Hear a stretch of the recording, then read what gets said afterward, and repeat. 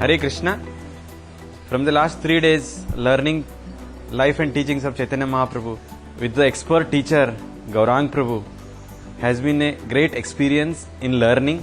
This was a very structured and detailed study of the Caitanya Caritamrita Adi Lila, and it was given by Gauranga Prabhu. So Gauranga Prabhu also took us through all these various characters and bring out a very amazing lesson which was very essential in understanding the Caitanya Caritamrita.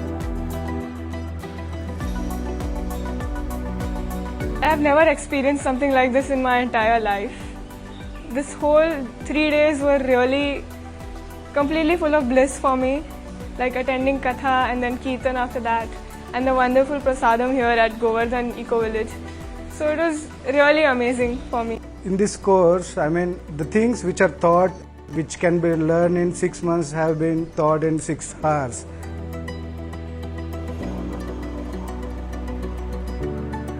So it's such a wonderful course, and I like it and recommend it for everyone, each and every devotee. Whatever little bit I learned from it, I'm really happy, and I'm waiting for the second session, which is going to be held in September again. Will be going to be another session on Madhya Lila and Anta Lila also.